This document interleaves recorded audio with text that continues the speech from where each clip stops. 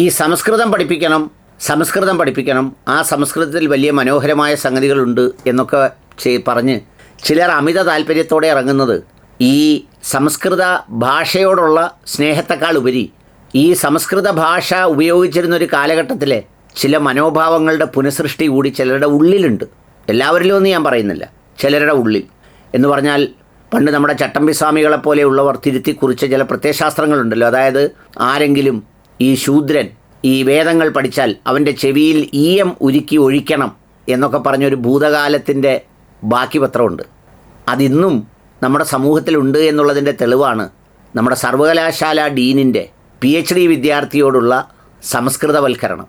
എന്ന് മാത്രമല്ല, അത് പ്രയോഗിക്കാൻ വേണ്ടി അതിൻ്റെ പുറത്ത് നടത്തുന്ന അഭ്യാസങ്ങളാണ് അതിനേക്കാൾ ചിരി ഉണർത്തുന്നത്. അതിനു മുമ്പ് നമ്മുടെ ശശികലയുടെ ഒരു വീഡിയോ കാണാം. അപ്പൊ നമുക്ക് പിന്നെ അടുത്ത കാലം വരെ കുറച്ചേരം ആ സമയത്ത് അങ്ങനെ അത്ര ഇത് ചെയ്യലില്ല. ഇപ്പൊ ഈ റംലാൻ മാസമാണ്. ഈ റംലാൻ മാസത്തില് ഈ പട്ടാമ്പിയിൽ നിന്ന് വടക്കോട്ട് പോകുന്ന ട്രെയിനുകൾ നമ്മൾ നോക്കിയത് ധാരാളം പാവപ്പെട്ട മുസ്ലിം സ്ത്രീകൾ രാവിലെ കയറും. രാവിലത്തെ ഏറ്റവും ഞാൻ കോഴിക്കോടാണ് പഠിച്ചിരുന്നത്. അപ്പൊ കോഴിക്കോട് ഞാൻ ഈ ട്രെയിനിന് പോകുമ്പോൾ രാവിലെ 7 മണിക്ക് പോകുന്ന ട്രെയിനിൽ പട്ടാമ്പി ഭാഗത്തുനിന്ന് ഒരു 10-25ഓളം ഉമ്മമാര്, വളരെ പാവപ്പെട്ട ഉമ്മമാര് കയറും. അവരുടെ ലക്ഷ്യം തിരൂര്, താനൂര് ഭാഗങ്ങളിലെ സമ്പന്നരായ മുസ്ലിം സമൂഹത്തിന്റെ അടുത്തേക്ക് സക്കാത്ത് മേടിക്കാൻ പോവുകയാണ് അവര്. സക്കാത്ത് അവർക്കൊരു ഇതാണ്. ഈ റംലാൻ സമയത്ത് അവർ കൂടുതൽ കൊടുക്കുകയും ചെയ്യും. അപ്പൊ രാവിലെ മറ്റേ ഈ സിമെന്റിന്റെ ചാക്ക് പോലത്തെ ചെറിയ ചാക്കുകളൊക്കെ മടക്കി ഇങ്ങനെ കയ്യിലുണ്ടാവും. വൈകുന്നേരം വരുമ്പോൾ അതൊക്കെ നടന്നിട്ടുണ്ടാവും. അപ്പൊ അവർ സക്കാത്ത് എടുത്തിട്ടാണ് കുടുംബം വളർത്തുന്നത്. അവർക്ക് മതം മാറാൻ തോന്നുന്നില്ലല്ലോ. അവർക്ക് ഈ സക്കാത്ത് കൊടുക്കുന്നതിനേക്കാൾ കൂടുതൽ ഇപ്പുറത്താരെല്ലാം കൊടുക്കുമെന്ന് പറഞ്ഞാൽ അവർ മതം മാറില്ല. കാരണം അവർക്ക് ആ മതം കുട്ടിക്കാലത്ത് അവരിൽ ഉറച്ചിട്ടുണ്ട്. ഹൈന്ദവ സമൂഹത്തിൽ ഇത് ഉറച്ചിട്ടില്ല. ആ മതം ഉറക്കാനുള്ള ഒരു സാഹചര്യമോ അല്ലെങ്കിൽ അതൊരു സ്വാഭിമാനമായോ വന്നിട്ടില്ല. അപ്പോഴാണ് ഇപ്പൊ ഞാനൊരിക്കൽ കോട്ടയത്ത് ചെന്നപ്പോ അവിടെ ഒരു കുടുംബം ഒരു കാര്യം അവർക്ക് ഒരു പെൺകുട്ടി 10-35 വയസ്സുള്ള പെൺകുട്ടി എന്ന് പറഞ്ഞൊരു യുവതി പിന്നെ മതം മാറി എന്നുള്ളതാണ്. അപ്പൊ എന്താ കാര്യം എന്ന് ചോദിച്ചാല് അമ്മായിയമ്മയായിട്ടുള്ള വഴക്കാണ്. ഈ കുട്ടിയുടെ ഭർത്താവ് മരിച്ചിരുന്നു, അമ്മായിയമ്മയുടെ വീട്ടിൽ അമ്മായിയമ്മയായിട്ടുള്ള വഴക്കാണ്. ആ വഴക്കിന് ആ കുട്ടി പണി കൊടുത്തത് മതം മാറി പോയിട്ടാണ് പണി കൊടുത്തത്. അപ്പോ ഇതിന് കാരണം മതം ഉറച്ചിട്ടില്ല, അല്ലാതെ ഹിന്ദു സമൂഹത്തിന്റെ അവസ്ഥയല്ല. ഈ അവസ്ഥ ക്രൈസ്തവ സമൂഹത്തിലുണ്ട്, ഇസ്ലാമിക സമൂഹത്തിലുണ്ട്, ഒക്കെ ഉണ്ട്. പക്ഷെ അവർ കുട്ടിക്കാലത്ത് മതം പഠിക്കുന്നത് കൊണ്ട് മതം അവരുടെ തലയിൽ ഉറച്ചിട്ടുണ്ട്. ഹിന്ദുവിന് അത് ഉറച്ചിട്ടില്ല, സ്വാഭിമാനം ഉണ്ടായിട്ടില്ല. അപ്പൊ അവനെ എളുപ്പത്തിൽ ക്രിയ ചെയ്യുക, എല്ലാ വിഷയത്തിനും പരിഹാരം മതം മാറ്റമാണ്. അല്ലെങ്കിൽ അവനെ ആ തരത്തിൽ പ്രേരിപ്പിക്കാനും പ്രലോഭിപ്പിക്കാനും കഴിയുന്നുണ്ട്. അത് മാത്രമേ ഉള്ളൂ. അപ്പൊ അതിലൊരു സ്വാഭിമാനം ഉണ്ടാക്കുക എന്നുള്ളതാണ്. ഒരാൾക്ക് സഹായം ഒരിക്കലും മറ്റൊരാളാവില്ല.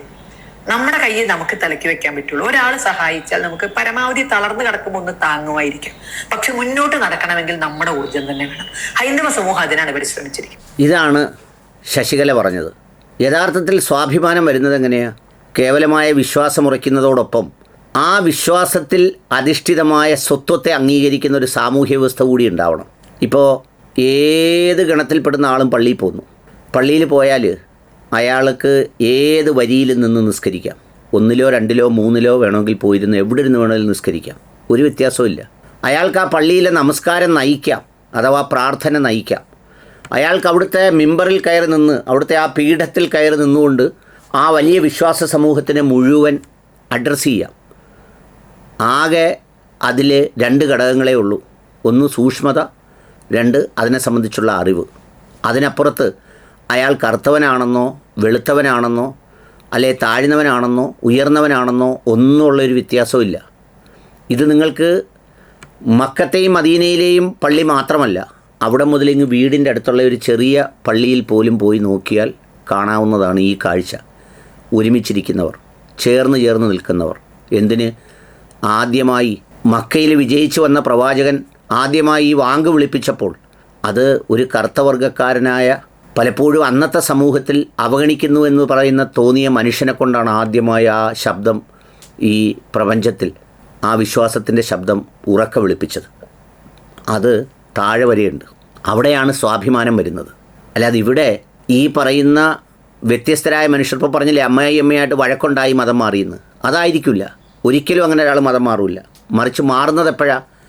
അയാളുടെ സ്വത്വത്തെ അനിക്കുകയും അയാൾക്കൊരു സ്വത്വം തന്നെ ഇല്ലെന്ന് തോന്നുകയും അയാളെ പീഡിപ്പിക്കുകയും. എങ്ങനെയാണ്? ഇപ്പോൾ ക്രൈസ്തവരെ കളിയാക്കുന്നു, അവിടെ എല്ലാം പോയി ഗോതമ്പ് അതും കൊടുത്ത് മതം മാറ്റുന്നു. കാരണം അവിടെ എങ്ങനെയുള്ള മനുഷ്യരെ മനുഷ്യരായി പോലും പരിഗണിക്കാൻ ഈ പറയുന്ന വ്യവസ്ഥയ്ക്ക് കഴിയുന്നില്ല. നിങ്ങൾ ഈ പറയുന്ന വേദപഠനം അങ്ങോട്ട് തുടങ്ങിയാൽ ആരായിരിക്കും വേദം പഠിപ്പിക്കുന്നത്? അതിനൊരു ജാതി ഉണ്ടാവും, അതിനൊരു പൂണൂലുണ്ടാവും. അവർ പഠിപ്പിച്ചെങ്കിൽ മാത്രമല്ലേ നിങ്ങൾ അംഗീകരിക്കുള്ളൂ? അല്ലാത്ത ആളുകൾ വേദം പഠിപ്പിച്ചാൽ സ്വീകരിക്കുമോ? അപ്പോൾ അതാണ് അതിൻ്റെ ഒരു സ്ഥിതി. ഇനി അത് കേട്ടിട്ട് വേണം ഈ പറഞ്ഞ ഒരു ആളിൻ്റെ പ്രഭാഷണം കൂടി കേൾക്കാൻ. ഈ കഴിഞ്ഞ ദിവസം ഈ പ്രയോഗം നടത്തിയതിന് പുള്ളി പറയുക, കേട്ടോളൂ. ടീച്ചറുടെ വീട്ടിൽ ടീച്ചർക്കും ടീച്ചറുടെ കുട്ടികൾക്കും ഭർത്താവിന് പോലും അന്നം വിളമ്പി കൊടുക്കുന്നത് ഒരു ദളിതാണെന്ന് നിങ്ങൾക്ക് എത്രവർക്ക് അറിയാം? എന്തോ ഒരു പോസ്റ്റാണ് എന്ന് പറഞ്ഞാൽ വീട്ടിലെ പാചകക്കാരി ഒരു ദളിതയാണ് എന്ന് പറയുമ്പോൾ അങ്ങനെ പോലും കയറ്റാത്തവരുണ്ട് ഈ സമൂഹത്തിൽ. അതാ പറയുന്നത്. എന്നാൽ ആ ടീച്ചറുടെ ഒരു മകളെ വിവാഹം കഴിച്ചത് ഒരു ദളിതനാണ് എന്നാരെങ്കിലും ഉറക്കെ പറയുമോ? എൻ്റെ മകളെ വിവാഹം കഴിച്ചത് ഒരു ദളിതനാണ് അങ്ങനെ പറയുമോ? കേട്ടോളൂ ബാക്കിയുടെ.